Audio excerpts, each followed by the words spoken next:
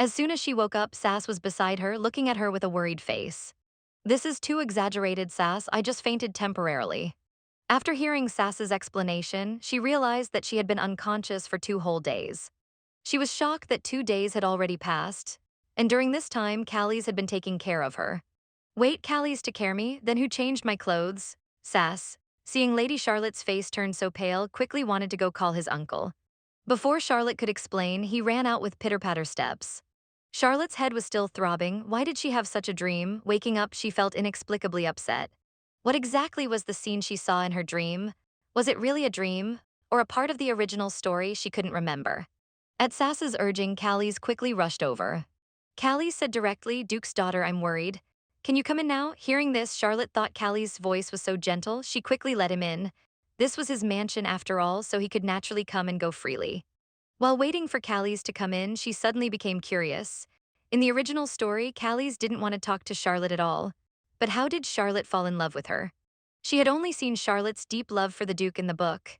That emotion sank endlessly, making one feel as if they were about to suffocate. Love once experienced affects the entire person. Even in the same situation, love will eventually rekindle from the ashes.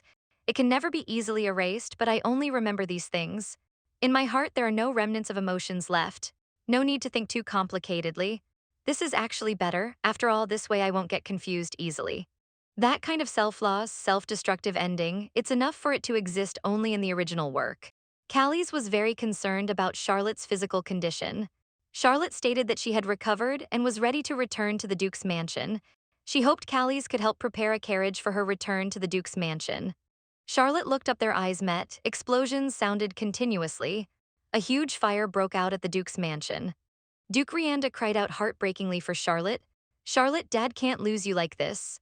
Baliak re-entered, regretted immensely.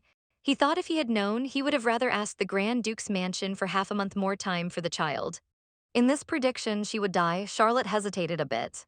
It turned out that Charlotte had often been alone since childhood.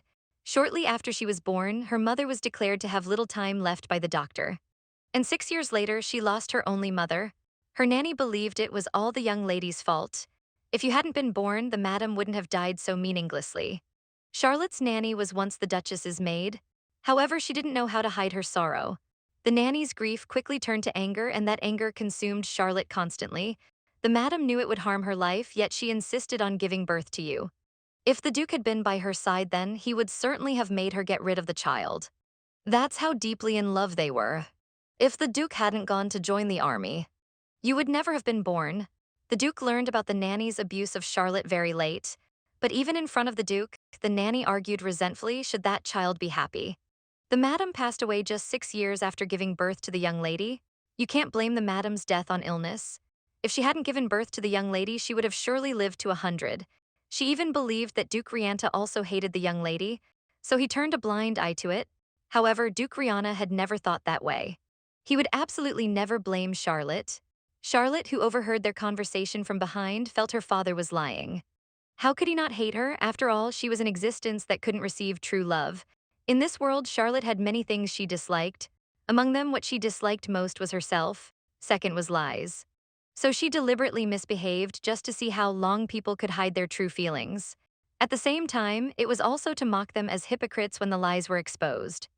You all hate me too, after all. So Charlotte lived like this for 13 years. It was also in that year that she met Callies at a party, watching a group of hypocrites laughing and talking. They all wanted to chat with her no matter what. It seems that actually they didn't care that she was a neglected duke's daughter. They only cared about her status. If only she didn't have to come to such places. Wherever she went, Charlotte was the subject of discussion. That Rihanna Duke's daughter, don't you think she's really disgusting? She always acts arrogantly, relying on being the Duke's daughter. Even if she is the Duke's daughter, isn't it because she killed her own mother and is neglected by her father? When she gets older, she'll understand her situation and know her place. The one who should know their place is you, isn't it? Although you're extremely foolish, unable to discern whether the Duke is truly neglecting his own daughter, I advise you to be clear about what should and shouldn't be said. When she gets older, you might suffer the consequences. The person's mouth twitched, using a smile to cover their embarrassment. They agreed with Callies, saying the Grand Duke is right, I was too hasty. Making an excuse about urgent business, they scurried away. After the person left, Charlotte emerged from behind the tree. Callies was surprised. The Duke's daughter, why was she here? She came up and immediately slapped Callies.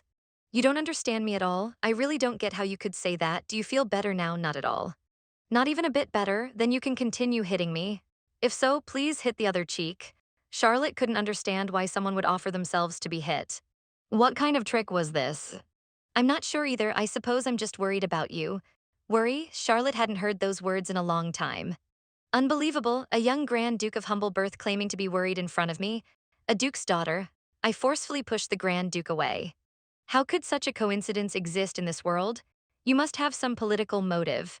However, it was because of that sentence that lingered in Charlotte's mind. She couldn't shake it off. She repeatedly savored those comforting words.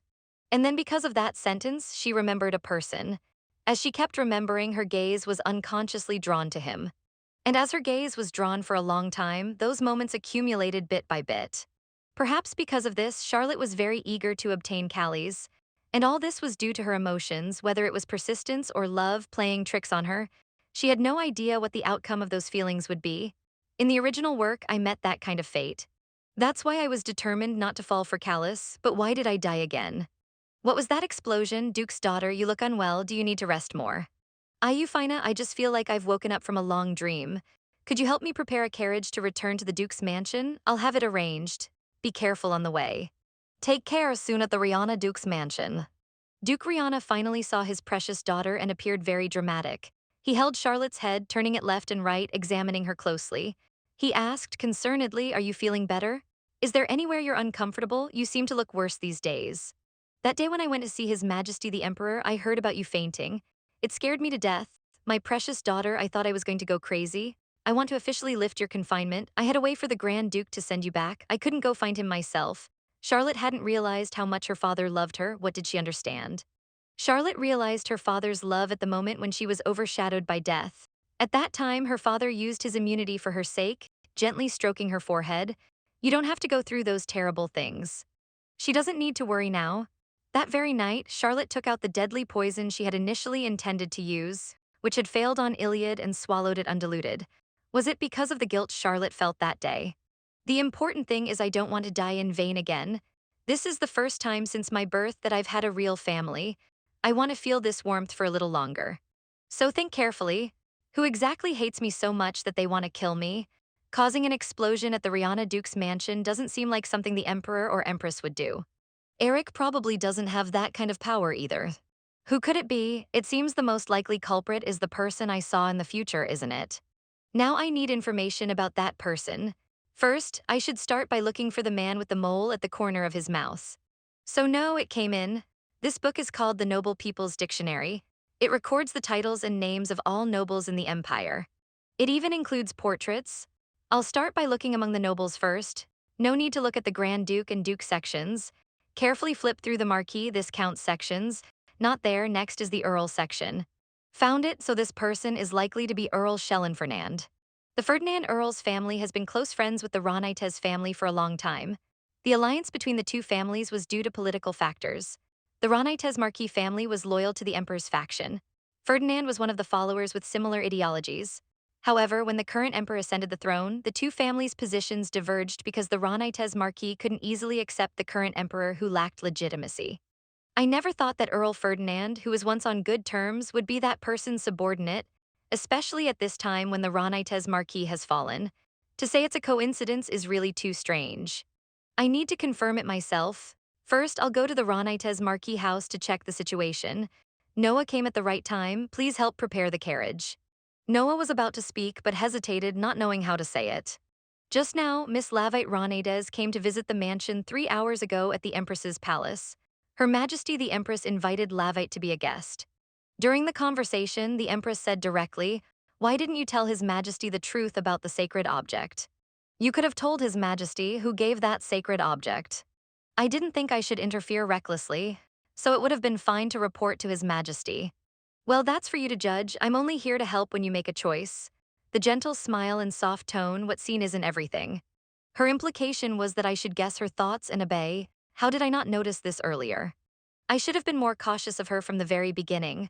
You remember our previous agreement, don't you? If you're willing to lend me a hand, I'll ensure the safety of the Ronaites family. Of course, I remember, Your Majesty. What should I do for you? The Empress was satisfied. She withdrew her hand from Lavite's performance. By the way, become friends with the Duke of Lienta's daughter. How is it? The Duke's daughter seems very busy. I really can't figure out what she's planning lately. It seems not bad for you to help her. Is she trying to send me to Lienta's side as a spy? The Duke's daughter proved the ability of the sacred object. It seems this matter has angered Her Majesty. Apparently, the information leaked from my brother's side.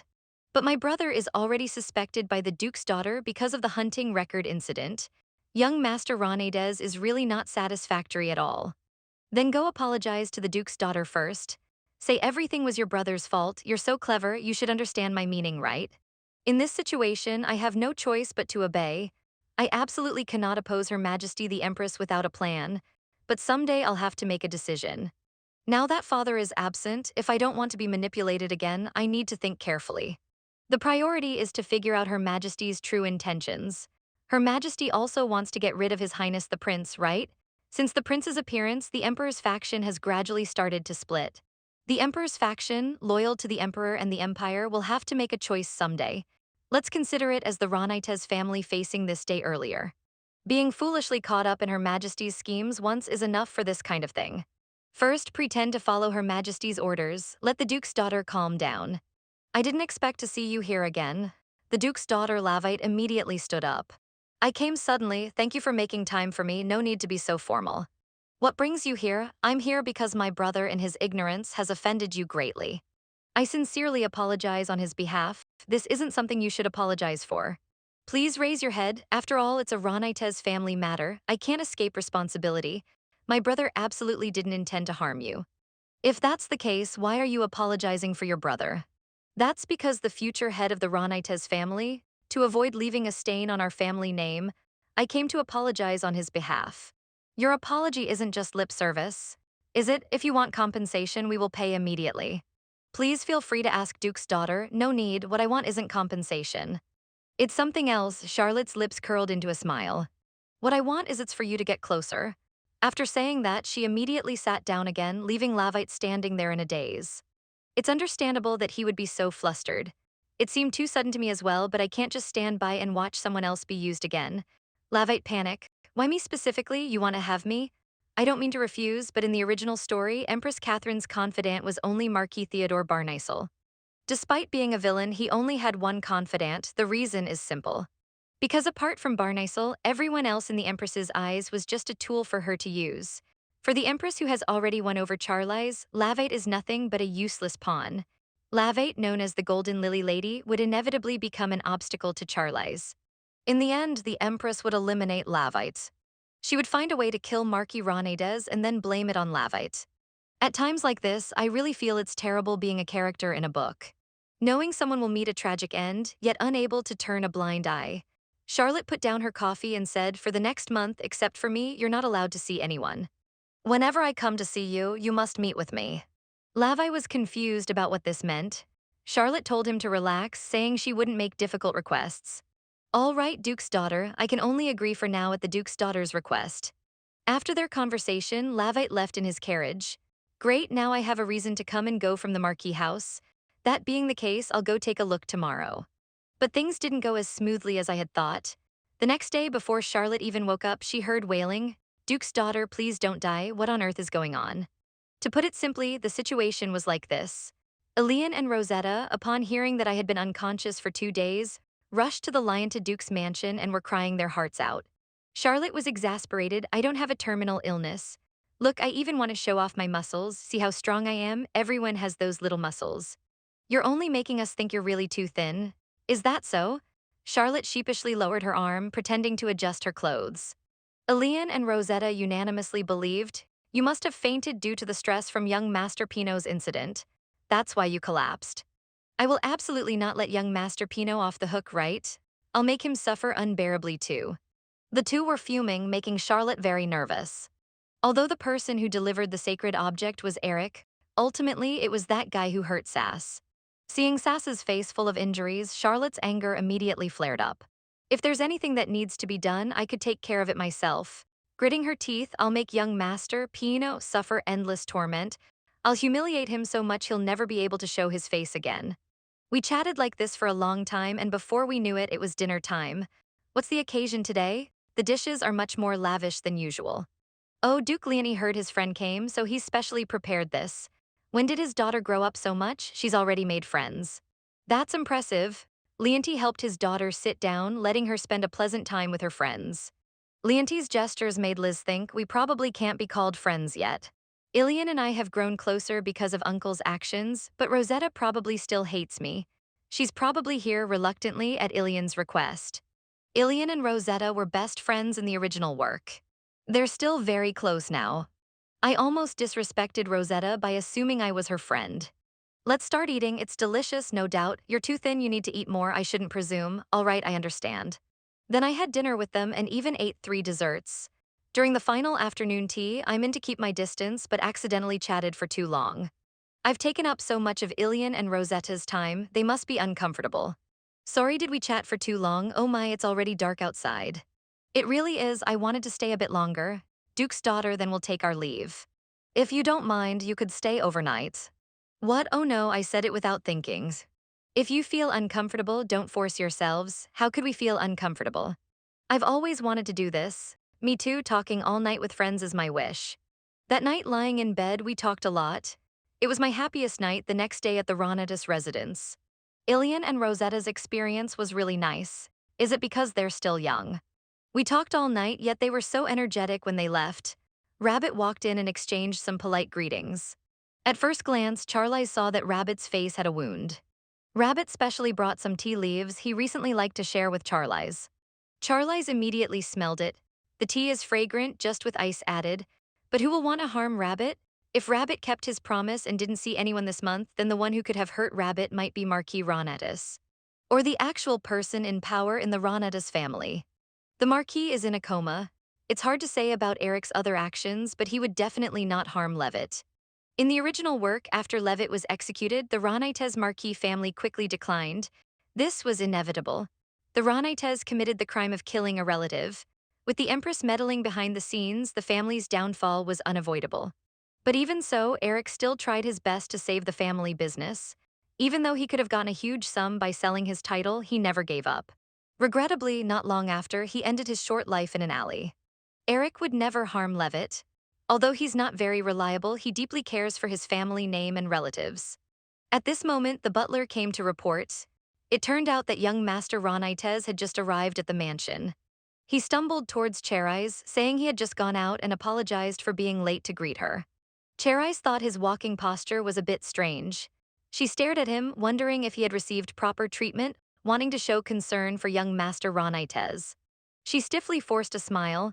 Though she was concerned about young Master Ronites, he misunderstood her intention. Thinking Sheris also looked down on his family, so he thought she wanted to hit his shins with a stick. Young Master Ronites got angry for a moment. That's how it is, we're also a noble family, the young master is really too rude. Charlize called out the tie, you're being too sensitive. I just wanted to see if you were injured. That's not it, he said. I'm a noble young master. How could I think someone asking me to roll up my pant legs wants to hit my shins? I just wanted to look at his legs. Is there a need for the young master to be so angry? I think something's fishy. It's like you're trying to hide the wound on your mouth corner with makeup. I'm afraid I can't disclose this matter.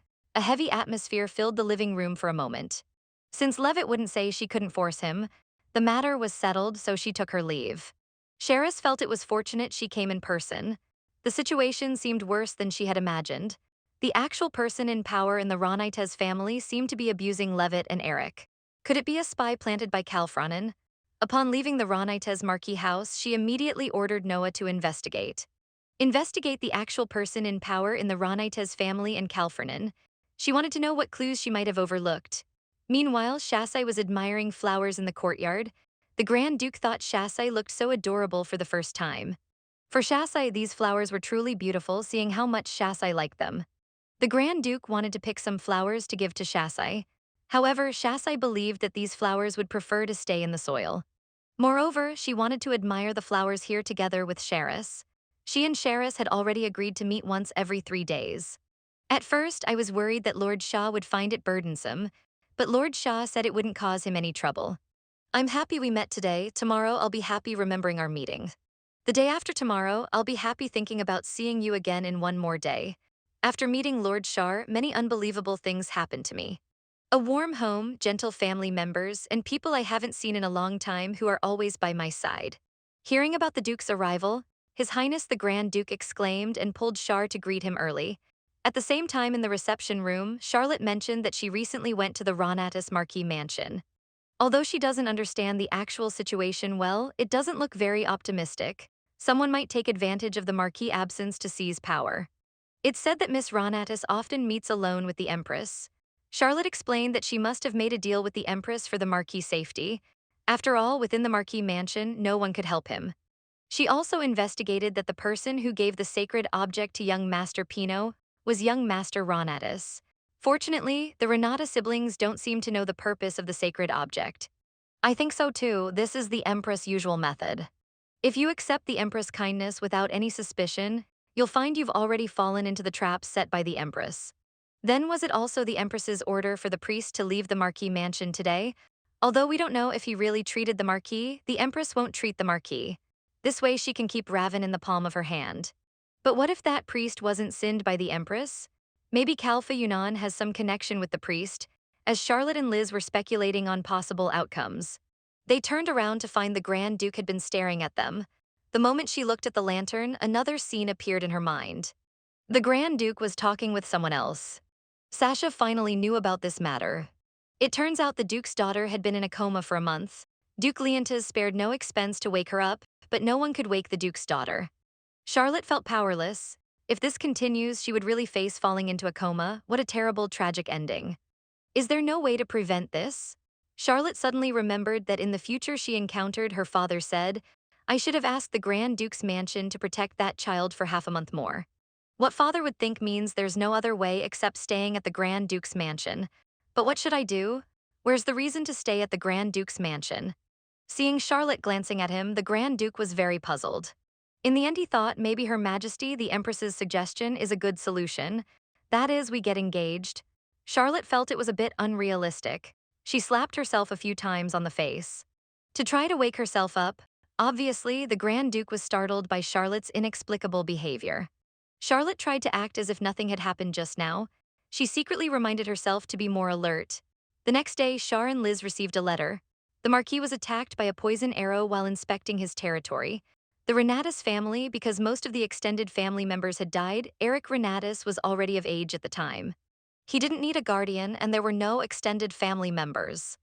It wasn't difficult for outside forces to intervene in the Marquis mansion, so the butler Long Envo had a lot of influence. He's currently the actual person in charge of the Ronatus Marquis' affairs. Moreover, according to investigations, Longin's backer is Count Fei Union Rabbit. Ronatus once tried to fire the butler, but the Marquis' conditions suddenly worsened. It ultimately ended in failure. After that, he didn't dare try again. After reading the letter, Char and Liz also confirmed their suspicions. Rabbit indeed already knew who the spy in the family was. To save the Marquis Ronatus' life, this way Rabbit could find out who was behind the butler. Count Fei Yunan would also respond. I just need to pay attention to Count Fei Yunan's whereabouts to uncover that person's true identity. Arriving at the Ronatus Marquis mansion again, Rabbit carefully prepared flower tea. If we want to wake up the Marquis, we need to find out what method the Count used to make the Marquis fall into a coma. I wanted to tour the Marquis mansion, but accidentally blurted out my true thoughts. It's really not easy to see the Marquis. The Marquis died like this in the original work. There were no clues about this incident, not to the point of death, just the poison that makes people fall into a coma. Someone must be regularly giving the Marquis this poison or making him inhale it, and it's done through extremely secretive means. Rabbit suggested, let's take a walk in the garden today. This was exactly what Char and Liz wanted. After the walk, ask him to show them around the Marquis quarters. As they walked, Rabbit explained that the garden at home is managed by a gardener. So you can enjoy different flowers in each season. Char and Liz were worrying about when to make their request. Suddenly, they saw a special type of flower planted in the distance. Seeing Char and Liz's interest, Raven introduced, this flower is beautiful, isn't it? It's called a toppler. The temple also grows topplers. This flower is also known as God's wings. Just as Radha was about to reach out and touch it, Char and Liz stopped him in time. Radha didn't understand what the Duke's daughter meant. Is there something wrong with this flower? There's a big problem with this flower. I could never forget the name of this flower. Toppler. This is the material used to make the deadly poison in the original work where Char and Liz tried to kill Iliad. Toppler is not an easily obtainable poisonous flower, it's mainly grown in temples. If you take a toppler flower out of the temple without permission, you must pay a huge fine. It's a very precious flower. Not many people know that toppler flowers can produce a deadly poison. The Marquis Ronatus fell into a coma and toppler flowers were found in the Marquis's mansion. Is this just a mere coincidence? This might be related to the Marquis's condition. Char and Liz held hands. They didn't let go, instead they asked more seriously. Even if their question was rude, they wanted RAVET to answer honestly. To save your father, how far are you willing to go? Hearing you ask this, I'll consider whether to be completely honest with you, because I want to save my father's life more than anyone else. No, you shouldn't answer like that. Sure, Endless gripped their hands tighter. If you're truly determined, you should say this instead. To save my father, I'm willing to give up my alliance with the Empress, so you knew all along. I know you have no choice now, then I want to ask you too. Does my father's situation have anything to do with you? Char and Liz sighed softly. I'm not the culprit. I know it's suspicious that I suddenly approached you, but I can tell you clearly. This has nothing to do with me. Because at that time, I was busy pursuing the Grand Duke. The whole country knows about this. Char and Liz felt a bit bitter. Having said it like this, he should believe them. Casually picking a flower since they had already answered. They could continue with the previous topic. The Duke's daughter was so sincere, Ravit absolutely believed her. The two returned to the Marquis mansion, but the butlers still followed closely behind. To better handle things, they directly said the Duke's daughter needs to rest well. From here on, you don't need to follow anymore. At the same time, before the Duke's daughter leaves, order that no one is allowed on the third floor. To prevent the butler from finding other excuses, Char and Liz said, if I need anything, I'll instruct Knight Noah. You don't need to worry. It seemed like informing, but was actually in order. The three stared at the butler as he left. Only then did they sigh in relief. He's finally gone. Father has been lying in the master bedroom since he fainted. Rabbit took out the key and led Char and Liz to enter. The door was indeed empty. Rabbit explained about the room, worried there might be things bad for Father's health. I started cleaning one by one. Before I knew it, it became like this. The two came to the Marquis' side. Even though the Marquis was unconscious, Rabbit still chatted with his father on and off. Introducing to his father, this is the daughter of Duke Lienta, who came specially to visit you. Nice to meet you. Marquis Ronatus, I am Charlotte from the Lienta family. Even though the Marquis was unconscious, the proper etiquette couldn't be neglected. However, although Marquis Ronatus had been unconscious for so long, his expression looked unusually calm. No symptoms could be seen from the outside. This also matches the symptoms of toppler poisoning, but toppler is highly toxic. It must have been diluted before he was given it, and it couldn't have been administered just once. Are there any clues? Char and Liz made a surprising discovery. Marquis Ronatus' hair bun was the end, always glowing blue. Rabbit shook his head. Father originally had brown hair, like brother Eric. The doctor said it turned lighter due to the strong effects of the antidote. This statement indicates that the doctor diluted the toppler poison and disguised it as an antidote for the Marquis to take. So even if Rabbit cleared out the bedroom, it wouldn't make a difference. From the butler's perspective, he might even be grateful. After all, if the antidote was poured into a vase, the trick would be exposed. Char and Liz took out a flower they had prepared beforehand from their left hand. They told Rabbit to put this flower into the antidote. This way you'll know the truth.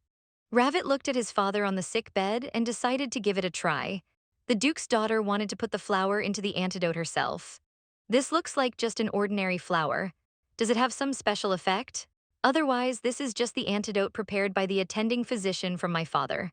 The next moment the flower dissolved, I didn't expect the antidote to actually be poison. Rabbit was so shocked he could barely breathe. His body staggered, almost losing balance. He never thought that even his father's attending physician had been bought by those people. He needed to quickly dispose of this bottle of poison.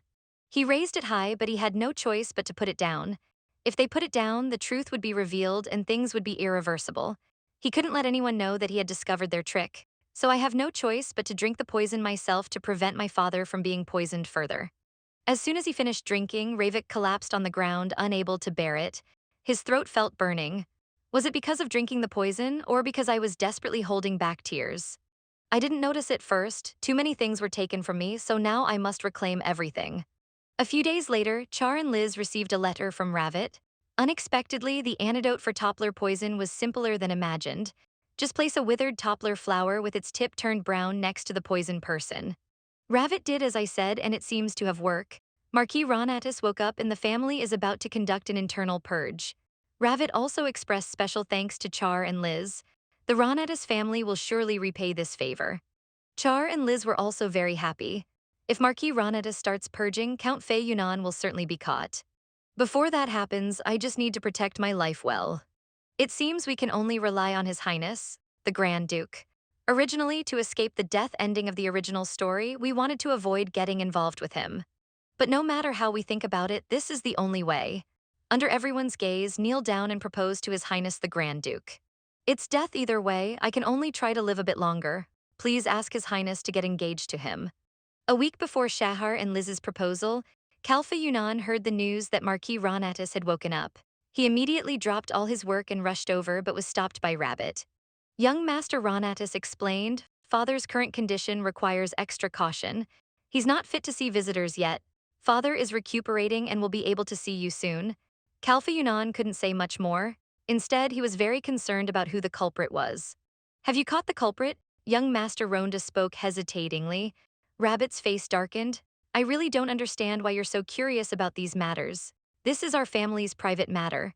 When the time is right, my father will announce it himself.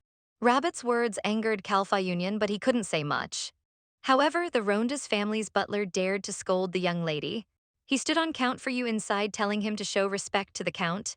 You know very well that father has woken up, yet you still dare to order me around. Without another word, he directly ordered him to prepare a carriage to send Count for you away. The Count made a special trip here.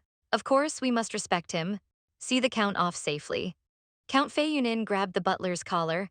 What on earth did you do? How could you let things turn out like this? I'm sorry, big brother. I didn't expect the Marquis condition to suddenly improve. Now that the plan has failed, our Lord will never forgive us. We've always been in charge of these dirty jobs. That's how we gained favor. At this rate, the Fionan family will soon fall into decline. Where did it all go wrong? I heard that the antidote contained a poison that would make it impossible for someone to wake up. I heard that the Lienta Duke's daughter has been visiting the Ronatus family frequently lately. I don't know if this information is useful to you. If it's the Lienta Duke's daughter helping the Ronatus family, then that's a different story. Rabbit Ronatus has been kept in the dark for so many years. How could he suddenly solve this matter? The Duke's daughter is close to the prince. If we do this, we can surely redeem ourselves. Soon, the news of Marquis Ronatus' awakening spread quickly throughout the capital. The Marquis began an internal purge. Those nobles who previously looked down on the Ronatus family, thinking they would decline, were all frightened pale and rushed to visit the Marquis house. Count Fiyunin was one of them. Although the Marquis refused to see anyone that was that, listening to Noah's report, Char and Liz felt very happy. At the same time, Sasha's carriage arrived. The two were happy to see each other again. They immediately hugged. Although it had only been a few days since they last met, it felt like a long time. Libin, standing nearby, looked a bit bitter. Sasha even brought a gift for Char and Liz, a potted flower. The flowers we admired together last time were so beautiful. I planted them in a pot for you. Just water them a little, wait patiently, and they'll bloom into the beautiful flowers we saw last time. Char and Liz were so touched. Sasha, you actually planted this pot with your little hands for me? You didn't get hurt, did you? Were you scared when you saw earthworms? I'll cherish it well, I won't forget to water it. The two were sweet and loving but forgot about the two bitter people nearby.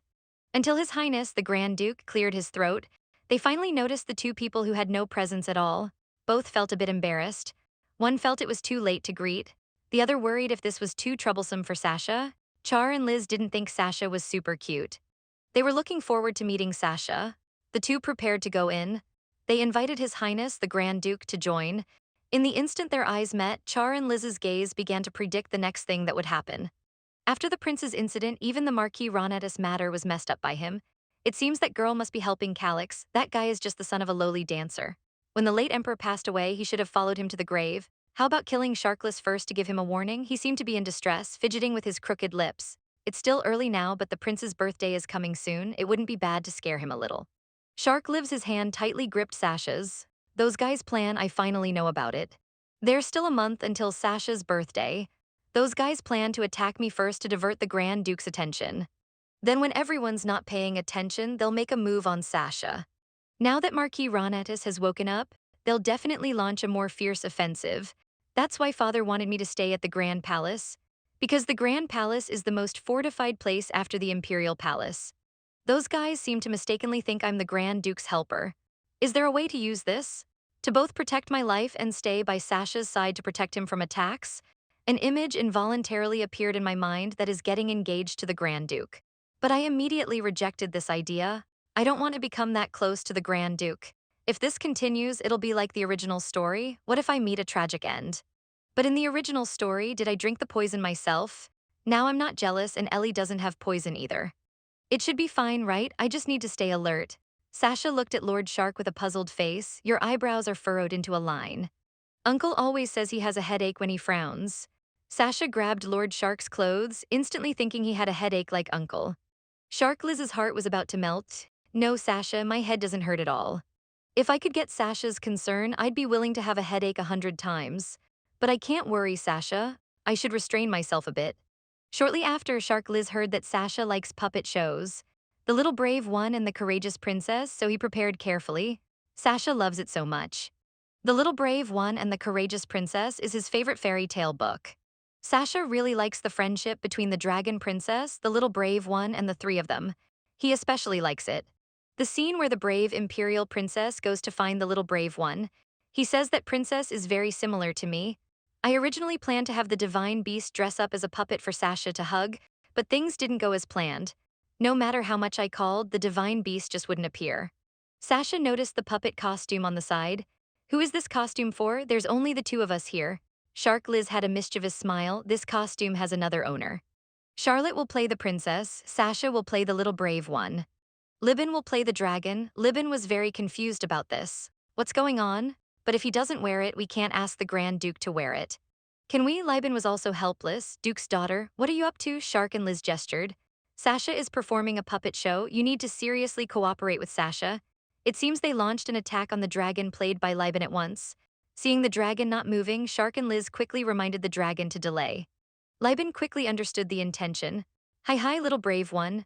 Please sit on my back. Brave One, I'm going to fly up to the sky. Be careful. Li Bongsi gets off Tai.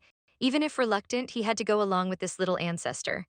Shark and Liz were also very happy on the side. He knew Sasha would like it. Children at this age should be jumping and playing like this. I want to play with him in the future too. The two of them completely disregarded Libin's feelings, playing with great enjoyment. In this story, the dragon who had lived for a long time had a wish. He hoped that his precious friend, the princess, could be reborn again in this world. The dragon thought, if you are reborn again, I will find you no matter what. I will save you, make you smile.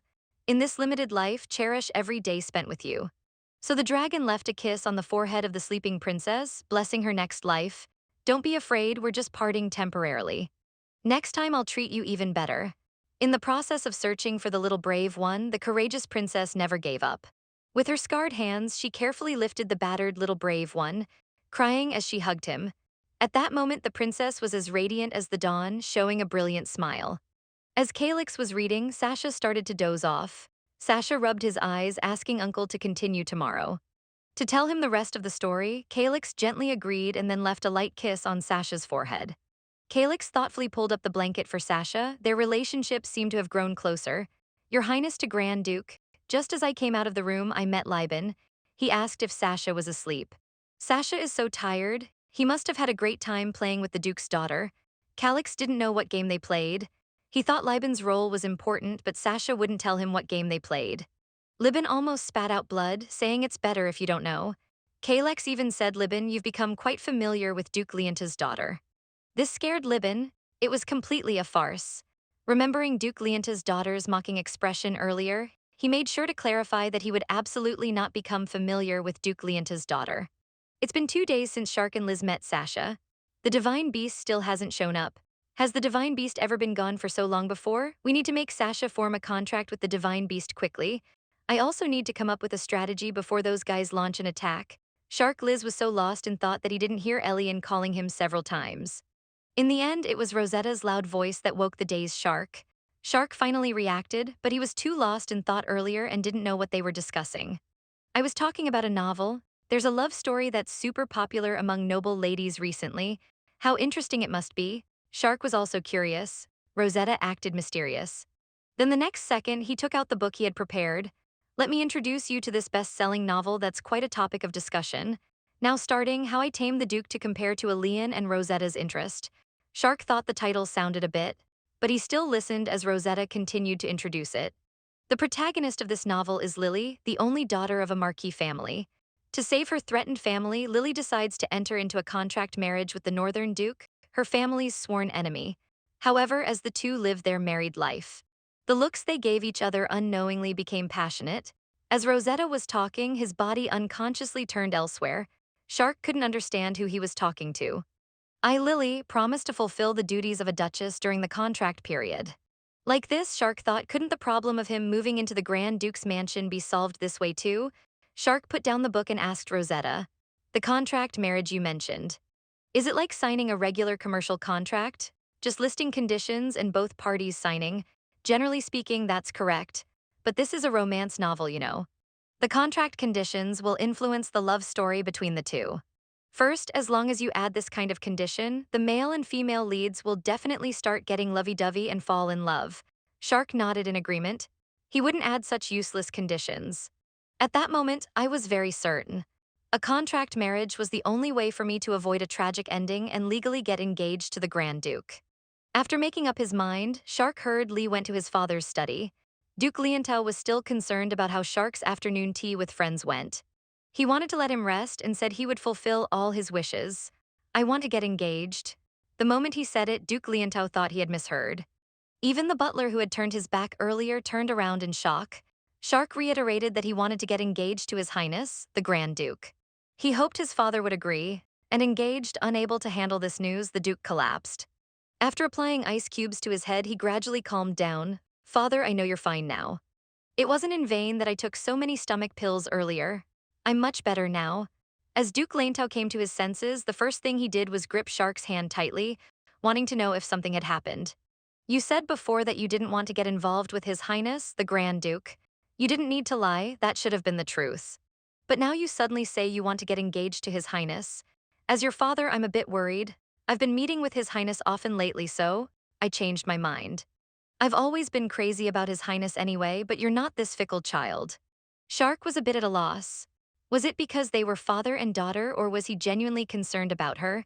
The Duke would occasionally show deep fatherly love as if he had never been separated from his daughter. Shark held his father's hand again and said, "Actually, I want to investigate something. When I find out, there are things I need to accomplish. So I must get engaged to him. If you say so, you must have your reasons. But promise me, no matter what, don't let yourself get hurt." Shark was very touched. His father actually cared about him so much. "Before, I drank poison to save father. This time, I will definitely find a way for us to survive together." The day of a decisive battle arrived. This is the Empire's capital at the most high-end famous restaurant, Alps. It's not just a high-end restaurant that prohibits commoners from entering. It wouldn't be an exaggeration to say that this is the source of all gossip in social circles. There's no place more suitable than here to break the scandal of the century. The Duke's daughter proposing to His Highness the Grand Duke here, with the condition of marrying 50 years later. "Get engaged to me." She secretly told His Highness that this was just a contract engagement, so he shouldn't worry. "It seems you're serious. May I ask why 50 years later?" "Because I have to follow the rules of romance novels. I can't tell you that," she made up an excuse. "After all, I can't let you think I'm playing tricks, tricking you into marrying me." "Does Duke Linton know about this?" Shark indicated that she had already communicated with her father. There was a buzz of discussion around. Calix stated actually he could have just used the wish coupon.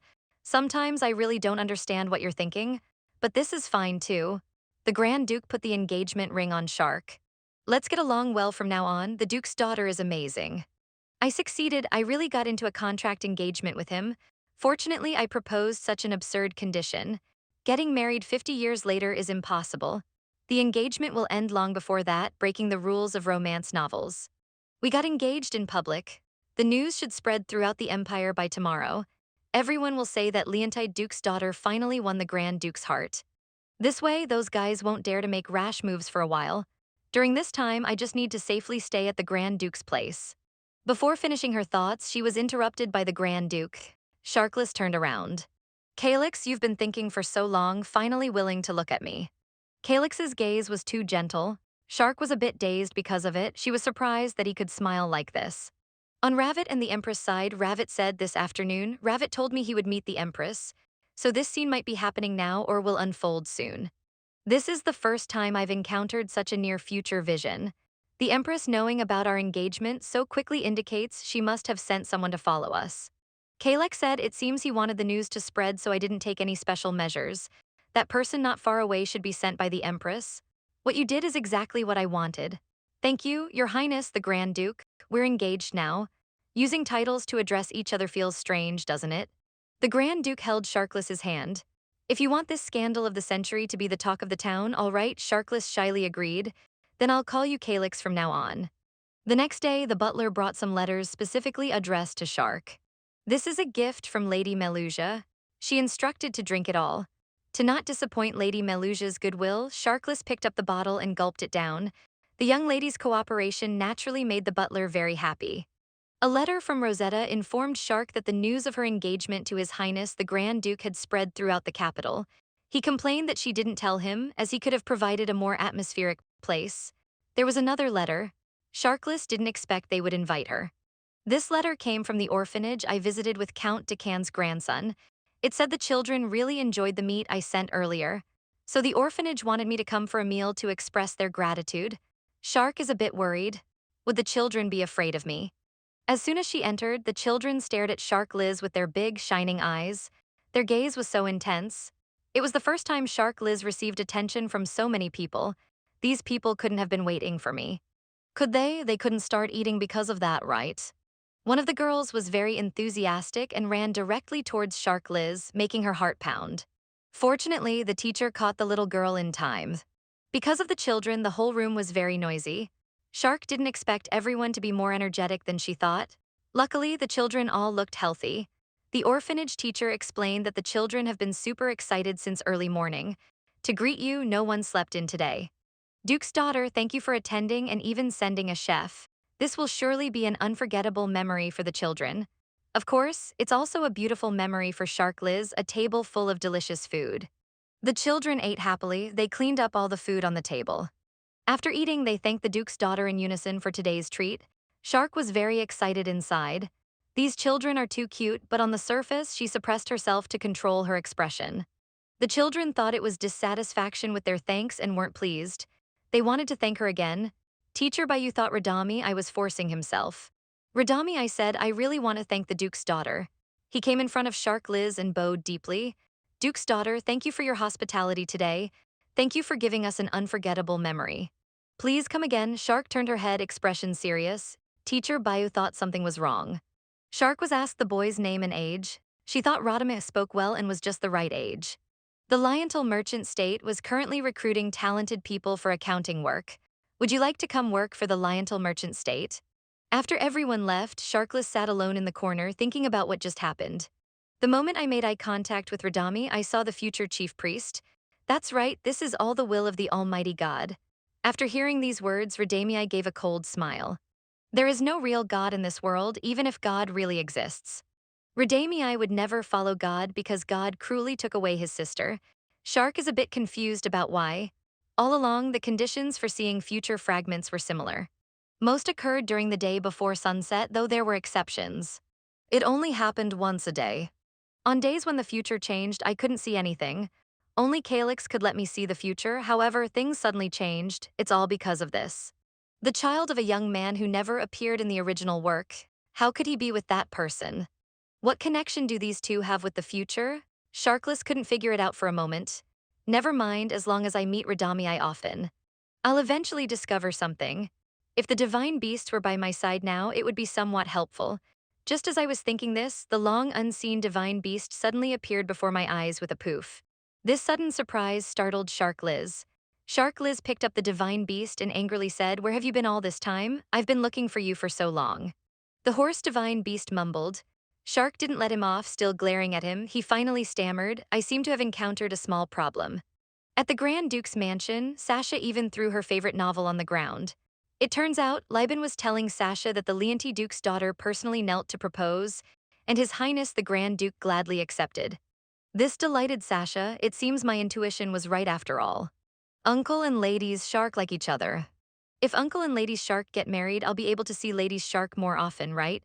When will they hold the wedding? When can I call Lady Shark aunt? Will I have cousins then? Sasha was too excited. She asked Liben many questions in a row. Liben was almost overwhelmed. Meanwhile, the news that the Lienta Duke's daughter had finally captured the Grand Duke's heart spread like wildfire. Thanks to your help, I've gained some time. Those people shouldn't dare approach us rashly for now. Sharkless spoke too quickly, not realizing that His Highness the Grand Duke didn't know about those people, and said it was about those who loved Sasha like a lamp and those from Lienta who were eyeing them covetously. Calix guessed it was about Queen Ma. Shark said she wasn't sure either, it could be the Queen's accomplices or others. Then she closed the curtains. Since she was already engaged to His Highness, the Grand Duke, Shark decided to tell him her secret. She approached Calix and told him that she could occasionally see visions of the future. All along, hiding the ability to foresee from Calix had been a matter of course. If the Leonton Duke's daughter, with a history of stalking, had said she could foresee the future just by making eye contact with Grand Ducal Reuten, he would probably think I was making things up to attract attention. I should be glad if I wasn't kicked out. In the worst case, I might even be suspected of colluding with the Queen and be listed as a person of caution. But now the situation is different. I'm facing death earlier than in the original work. I don't know if it's the Queen's subordinates or other villains who are eyeing Sasha. Plus, the Divine Beast said it encountered some problems with itself. Since the sacred object was exposed last time, it's been difficult to gather holy power. Not only staying by the Master's side, sometimes even approaching the Grand Duke feels strenuous. The Divine Beast had to ask me. During the time he stays in the lake to protect his master well. I'll protect Sasha, even the Divine Beast can't do this, I'm a bit doubtful of myself. Moreover, I feel something's not quite right. Belia Cleantor regrets it now. He cried out that he should have entrusted me to the Grand Duke for another half-month. All these situations seem to be pushing me towards a Grand Duke. I hope I'm overthinking it, so I agreed that the Divine Beast would protect Sashal. I need a reason to live in the Grand Duke's mansion. At times like this, a direct approach is most effective. Of course, I still need to see through some lies. Calix, I'm very curious how you foresee the future. I can foresee the future just by making contact with people, but I can't specify the time period and I can't see it all the time. You must have many questions, go ahead and ask. I'll tell you everything. Calix was unexpected. He actually said to Shark Liz, thank you, Duke's daughter. You knew that saying these things might make you suspicious, but you still chose to tell me because you're worried about Sasha. Shark Liz was incredulous. Although you're right, I kept it secret until now before telling you. Calix smiled. That's right, Sharkless thought. This kind of thing can't be told to just anyone. Sharkless even began to doubt. Is he really an angel? He's not angry at all, but it's really amazing. You've been in contact with me so many times, and I didn't notice several times. How to answer this? This is too embarrassing. I can only say I was quick with my hands and feet. Sharkless coughed twice, wanting to quickly change this awkward topic. She said, anyway, because of this, I hope I can stay in the Grand Mansion for a while. If I increase the chances of seeing the future by being near you, it will also be easier to protect Sasha. If Your Highness the Grand Duke wants to refuse, that's fine too, let's do it. Shark didn't expect the Grand Duke to agree so easily. She was a bit overwhelmed. Calix also said, Shark Liz. You seem particularly easy to startle today. Shark Liz was a bit embarrassed and explained because Your Highness's reaction was so unexpected. As long as it's to protect Sasha, I'm willing to do anything. Moreover, this concerns Ilroyden's power. I naturally have no reason to refuse your help with information that can't be obtained otherwise. I'm just worried you might strain your body too much to use your ability. Pushing yourself too hard? It's fine, maybe my ability isn't perfect yet.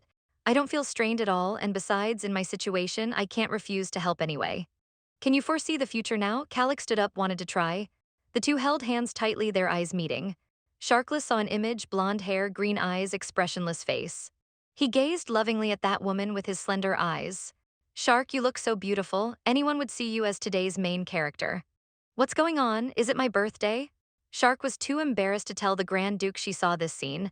Thinking it wasn't an important scene anyway, she just told him she didn't see anything this time. A few days later, Sharkless came to a dessert shop. Wrap everything up from here to there. Under the suspicion of the shop assistant, determined not to miss a single one. Wrap them all up. From today on, I'm going to become family with His Highness, the prince holding back a smirk with a threatening tone. Please take extra care in packaging. Understand? Actually, Sharkless did this on purpose. This way the people present should spread the news. How to return to Duke Lienta's mansion and say goodbye to father, saying she's moving into the Grand Duke's mansion. Although it took me some time to convince father, he eventually had no choice but to go along with it. His head-shaking appearance scared the people around, making them pale and wanting to flee quickly. Shark asked Noah how the investigation about Count Fei Union, which was assigned earlier, was going. Noah reported softly, Lord Marquis Ronetis has already found out about the butler's collusion with Count Fei Union.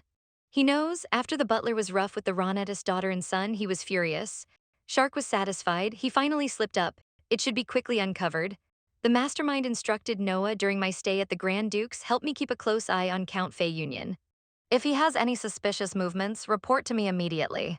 No is a bit worried about Shark, wanting to go to the Grand Mansion with Shark, even if Oridan has good intentions towards you. It's still dangerous for you to stay at the Grand Mansion alone without maids and protective knights. Even now, let me disguise myself as an attendant. Shark understood Noah's concern, but you were once under the Queen's command. The Grand Mansion will surely recognize you. I don't want to invite misunderstandings or get you into trouble. Besides, don't you like training with Lienta's knights? You've just gotten close to them. If you become distant again, wouldn't that be sad? Noah was moved by Shark. Only sign that the master is truly a good person. Shark Liz was shocked and quickly denied. How is that possible? I'm not a good person at all. But in Noah's heart, Shark, you really are a good person. You've always been like this to me. Shark patted Noah sympathetically. It seems you really don't know how to judge people. Everything was prepared and the grand procession set off. Charlize Lienta was finally moving into a roiding Grand Duke's mansion. The Grand Duke's butler arranged a room for Charlize and put all the luggage in place. Considering that Charlize might be more comfortable in a familiar place, he arranged the room she had stayed in before. The Grand Duke repeatedly instructed, we need to take special care. The butler was also pleased that his master had finally come to his senses. After all, they were going to be engaged. The Grand Duke probably wants to give you the best of everything. This really struck Shark's heart. She couldn't say outright that they were just in a contract marriage, so she could only go along with it. The butler also arranged a maid to serve. This maid has worked in the Grand Mansion for a long time. She should be able to help a lot. The maid's name was Lycan, and she expressed her pleasure in serving the Duke's daughter. But when Shark turned around, her expressionless face looked as if she was going to eat Lycan. This scared Lycan, who was as diligent as a little squirrel, making her stand still on the spot. The butler finished giving instructions and took his leave, telling Shark to let him know if she needed anything else. Just tell him directly. The door closed with a bang. Now only Lycan and Shark lives were left in the room, nervously asking, shall I prepare bath water first to help you relax? While you rest, I'll unpack your luggage. It's fine to unpack slowly. Shark took out the purchase suites. This is the priority. Where is His Highness to Prince now? Shark laid out all the package suites, placing them in front of Sasha. This delighted Sasha, with her mouth wide open in disbelief, she asked, are these really all desserts prepared for me? Of course, Sasha, I bought them thinking of you. Although the Grand Mansion has excellent pastry chefs, outside suites have a different flavor, don't they? This is from the capital's most famous dessert shop. The taste should be good. Taking a spoonful, she fed it to Sasha. There was cake around her little mouth, but this taste is indeed good. Sasha happily expressed. This was the best cake she had ever eaten. Shark gently wiped the cake from the corners of Sasha's mouth. This scene was as heartwarming as could be. She wanted to share whenever possible and thoughtfully invited Calix to try some too. Calix hesitated to move. Shark thought he might not like sweets, thinking she was being inconsiderate as his fiancé. I'll remember next time, I won't make the same mistake. If there's any food you don't eat, tell me now. I'll eat it, Shark Liz, as long as it's food you prepare, I'll eat anything. Shark froze in place. What was this person saying? Calix mouthed the word contract. Marriage, Shark understood then, he was acting to avoid unnecessary rumors. That's why he was pretending. The unsuspecting Sasha was even a bit moved. Uncle is really romantic, but he really had no talent for acting. He was even a bit too glib. Shark and Liz decided they would have to teach him properly when they got the chance. After eating the sweets, Sasha bragged to Livin about the macarons she had just eaten. They were really super sweet. Shark and Calix also chatted. Calix said, won't you regret leaving the Duke's mansion? After the contract ends, this might cause you trouble. Shark sighed, joking a bit. Then I'll just have to accept it as karma. It's my fault for always desperately chasing after His Highness the Grand Duke before. As she spoke, she felt the Grand Duke staring at her intensely. Your Highness seems to always say that. Not just me, all the nobles in the Empire think so. Your Highness, don't you also feel uncomfortable around me? The Grand Duke was surprised. When did I ever feel that way? You must have misunderstood. I've never felt uncomfortable around you. That's surprising. I heard that when he returned to his territory, he didn't feel relieved.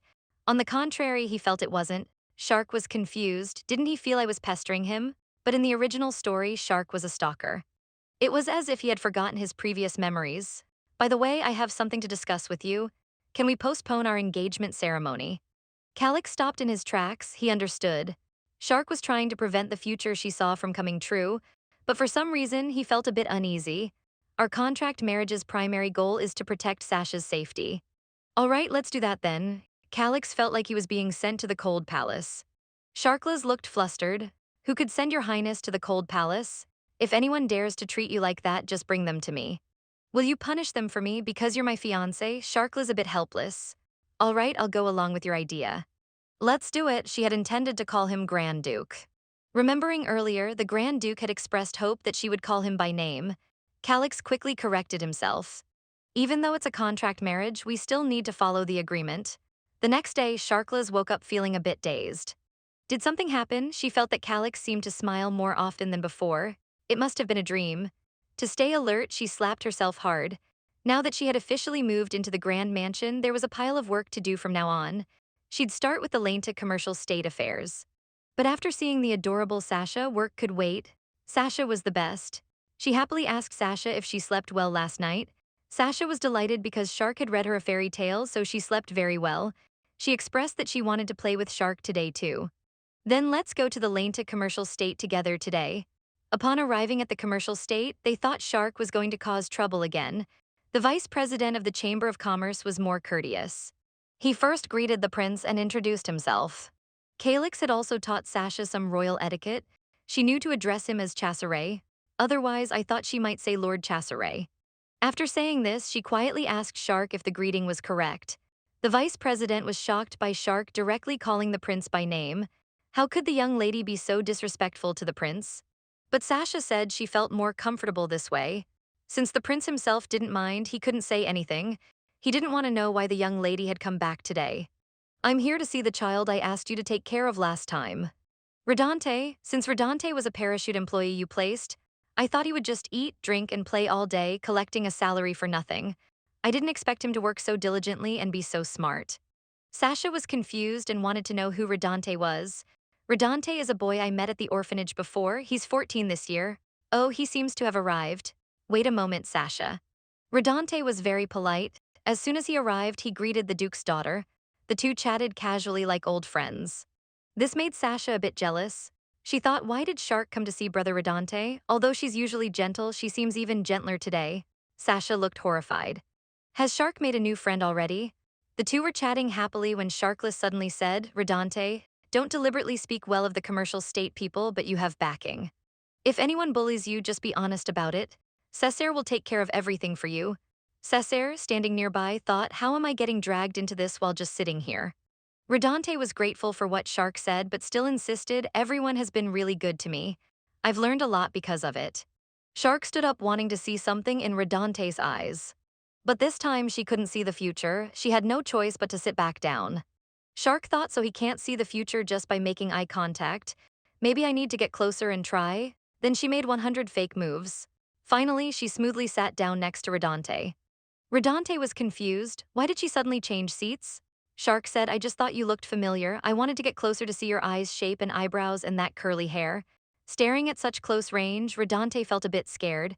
He thought she had discovered something, but she didn't discover anything. She made an excuse that she must have remembered wrong. Indeed, she still couldn't see any future fragments this time. Shark began to doubt. Was the previous ghostly incident just a coincidence? Or did she need other conditions to see the future through Redante? The key point is, since that man personally went to find Redante, it means he's also an important figure. So even if it takes more time, I need to make Redante my person. But that child is so guarded, what should I do? Redante, besides earning money in the commercial state. What do you most want to do? Shark wanted to make a breakthrough here. Redante expressed that he wanted to find someone, but he didn't want to reveal who he was looking for. He thought Shark had already helped him find a job in the commercial state and didn't want to trouble her with this matter. He said he could solve it himself, Shark sighed, as expected of the future chief priest. It seems he has no intention of asking for my help at all, since there's no way to get closer to him now. I'll just go back for now. If you need anything later, contact Erudin. I'll be ready to help anytime. I'll come back in a while. Please take care of that child, Miss Chasseret. You don't need to worry. Take care of yourself. Sasha and Shark Liz's carriage had already started moving forward. Sasha kept looking back. Charlize also noticed Sasha's unusual behavior and asked if something had happened without a definite discovery. Sasha could only shake her head and say no, I just thought he looked a bit like someone I know. The next day, Sasha sat listlessly on the wooden horse in the grand mansion, signed from time to time. Everyone noticed Sasha's unusual behavior. They thought it was due to a nightmare she had last night. The butler somewhat blamed it on yesterday's outing. Charlize said, as I said before, I took her to the Lienta commercial state to handle business. Then we had afternoon tea with the child I brought from the orphanage. That's all, you brought a child from the orphanage? Livin, standing nearby, reacted somewhat intensely. That's why Duke's daughter. Livin explained, since Lady Sasha moved into the Eridan Grand Mansion, she hasn't played with friends or age. She used to be able to go to the temple occasionally, but after falling into the lake last time, she can't even go to the temple now. How depressing must that be? Moreover, Lady Sasha is still growing. It's exactly the time when she needs friends or age. That's what I think. Seeing Libin's thorough analysis, Charlize was considering whether to ask Duke Bane to let Sasha play with Lucas, the boy who bullied Sasha before and fell into the water. It would also be nice to bring Angela, whom we met before. That little girl helped Sasha when she was on the streets, although it would involve dealing with a lot of complicated procedures as long as Sasha is happy. I will discuss this matter personally with His Highness, the Grand Duke. Today is the day Calix and I agreed to meet the future. Charlize was determined. Although yesterday was a failure, today must be a success. At the same time, she also wanted to discuss finding friend Sasha's age with him. Charlize came to the Grand Duke's bedroom. She knocked on the door several times, but there was no response at all. Shark was confused why no one answered. She leaned in to see if anyone was inside. The next second, the door opened. Shark lost her balance and fell onto Calix. Calix apologized, I just wanted to open the door for you. Are you hurt? Sharkless looked up and said, I'm fine, Calix, I just lost my balance for a moment. At first glance at Calix, Shark was a bit dazed. Does this man usually wear a monocle? Before she could finish speaking the next second, due to their eye contact, Shark fell powerlessly into Calix's arms. In the darkness, I had another new dreams. Calix questioned Shark if she really bought the deadly poison. Shark thought he was worried she might poison his lover. So he came to question her. Calix was straightforward. He admitted, yes, I was so worried that I came here. So please don't use that poison. The more you say that, the more I want to use it. Actually, Calix explained that he wasn't doing this for Ilian but for her. But Shark was no longer believed him because without him saying it, she knew how little he cared about her. You're treating me like a fool. You think just by saying a few words of concern, I'll smash the vial. How hypocritical, your act is too fake. Sharkless woke up again. This dream was also about content, not in the original work. When I fainted last time, I saw these scenes too. It's too clear to be just a dream. It's like peeking into someone's memories. Why do I keep having these dreams? Both dreams were different from the original work. I suddenly felt confused. Why am I having these dreams? How am I seeing these scenes? Since it's happened twice now, there must be something in common. But what concerns me most is something else. So please don't use that poison. His advice at that time, his appearance. It felt like he knew more about the topolo flower than Shark lives in the original work. I only know that the topolo flower is an ingredient for making poison. Originally, Shark was wanted to use it to poison Ilian. Does Calix know about the topolo flower too? Although I want to ask him now, suddenly bringing up the topolo flower would be strange, right? I'll deal with Count Fionan's matter first, then pretend to learn about it by chance. Just as I thought of a strategy, Calix came knocking on the door. Calix's sudden visit made Shark was a bit flustered because the room was in a mess right now. She tidied up for a while before opening the door to let Calix in. Calix said, actually, I didn't know you were already awake. Sasha was insisting on staying by your side. I just left temporarily to comfort her. If I had known, I would have come later. As he was speaking, Shark was also noticed the towel and water nearby. Did he personally take care of me this time too? It's okay that I suddenly fainted. You must have been startled, right? More than being startled, I was worried. This is the second time you fainted. Did this happen often before? Calix suddenly turned his head to look at Sharkless. Shark fell a bit awkward. Although it doesn't show I'm very healthy, it's still better to get a checkup. By now, we should have reached Duke Liento's place. It's better to have your family's personal doctor examine you. We also need to confirm if you're taking any medications regularly. Shark didn't know whether to thank him or not. Shark felt a bit of a headache. She could imagine her father's expression upon hearing the news. However, for nobles, it's essential to be examined by their family's personal doctor.